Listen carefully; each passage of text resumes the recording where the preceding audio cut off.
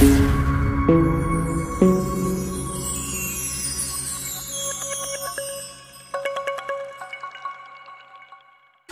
प्रिय दर्शक, बाड़ाते हबे शेष मेट्रोर সময়সীমা।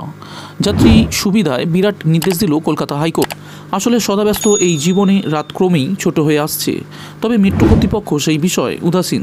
সে কারণে শেষ মেট্রোর সময়সীমা বৃদ্ধির আবেদন জানিয়ে কলকাতা হাইকোর্টে জনস্বার্থ মামলা করেন আকাশ শর্মা নামের এক ব্যক্তি। সেই মামলার পরিপ্রেক্ষিতে শেষ মেট্রোর সময়সীমা বৃদ্ধি নিয়ে কলকাতা মেট্রোকে বিবেচনা করতে বলল আদালত। আর সেই নিয়ে কী জানিয়েছেন কর্তৃপক্ষ, সম্পূর্ণ বিষয়টি আলোচনা করব আজকের এই ভিডিওটিতে। কিন্তু বিস্তার এগোনোর পূর্বে আজকের ভিডিওটির অতিরিক্ত আপডেটটি হলো, শেষমেশ কাটলো চট, তৈরি হলো 6 মিটার লম্বা ক্রস প্যাসেজ। অভিনব উদ্যোগ এবার বউবাজার মেট্রোয়। অবশেষে বেশ কিছুটা স্বস্তির হাওয়া কলকাতা মেট্রোর কর্তৃপক্ষের কাছে। সফলভাবে ক্রস প্যাসেজ তৈরি শেষ হলো বউবাজার এলাকার কাছে হিন্দ সিনেমার সামনে। এই ক্রস প্যাসেজ বউবাজার এলাকায় তৈরি করতে গিয়ে দেখা যায় বিপত্তি, ফাটল দেখা দেয় একাধিক বাড়িতে। তাই কিভাবে হিন্দ সিনেমার সামনে ক্রস প্যাসেজ তৈরি করা হবে সেই নিয়ে সংশয় ছিল। মাটির নিচে আড়াআড়িভাবে মেট্রোর দুটি টানেলকে সংযোগ করে যে টানেল তৈরি হয় তাকেই বলা হয় ক্রস প্যাসেজ। একটি টানেলে হঠাৎ কোনো বিপদ হলে যাত্রীরা যাতে অন্য টানেলে এই প্যাসেজ দিয়ে চলে যেতে পারেন, সেই উদ্দেশ্যেই তৈরি করা হয় এগুলি। হিন্দ সিনেমার সামনে এই কাজ শুরু হয় গত 22 এপ্রিল। জানা যায় মঙ্গলবার এই কাজ সম্পূর্ণভাবে শেষ করা হয়েছে। মেট্রো কর্তৃপক্ষ 6 মিটার লম্বা এই ক্রস প্যাসেজ তৈরি করেছে। ক্রস প্যাসেজ তৈরির সময় আশঙ্কা ছিল এবারও হয়তো জল বেরোতে পারে মাটির নিচ দিয়ে। বউবাজারের খুব কাছে এই জায়গাটি হওয়ায় 7 দিনের জন্য সতর্কতামূলকভাবে 1A রাজা সুবোধ মল্লিক স্কোয়ার বাড়ির বাসিন্দা দোকান এবং অফিস বন্ধ রাখতে বলা হয়। কাজ শেষ হয়ে যাওয়ার পর বাসিন্দারা ফিরে এসেছেন বাড়িতে। ধীরে ধীরে খুলতে শুরু করেছে দোকান ও অফিস। দোকানের মালিকরা জানিয়েছেন এই কাজের জন্য তাদের দোকানের কোনো ক্ষতি হয়নি। অপরদিকে নিউ গড়িয়া থেকে রুবি রুটের মধ্যে রয়েছে 5টি স্টেশনগুলি হলো কবি সুভাষ, সত্যজিৎ রায়, জ্যোতিরিন্দ্র নন্দী, কবি সুকান্ত এবং হেমন্ত মুখোপাধ্যায় অর্থাৎ রুবি।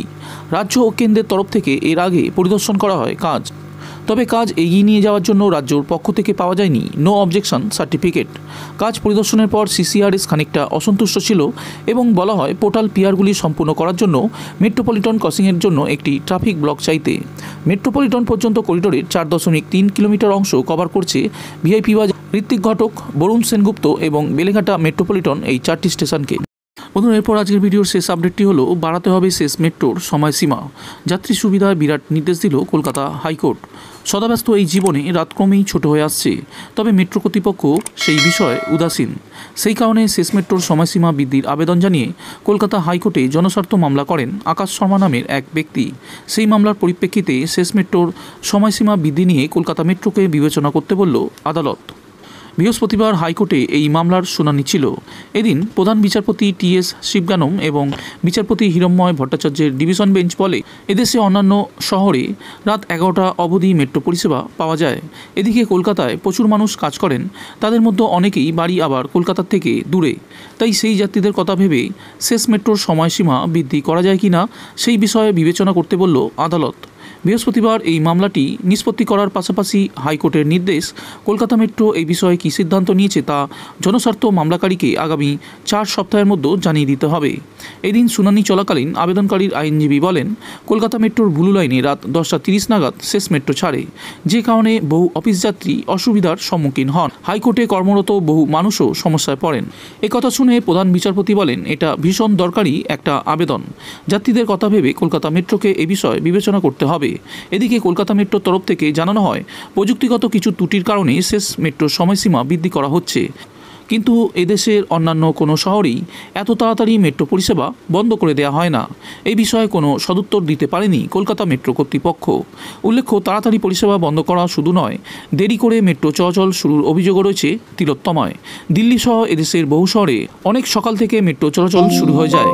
এদিকে এই শহরে প্রথম মেট্রো চলে সকাল 6:50, যে কারণে ভোরবেলা কলকাতায় আসা বহু মানুষই মেট্রো পরিষেবা পান না।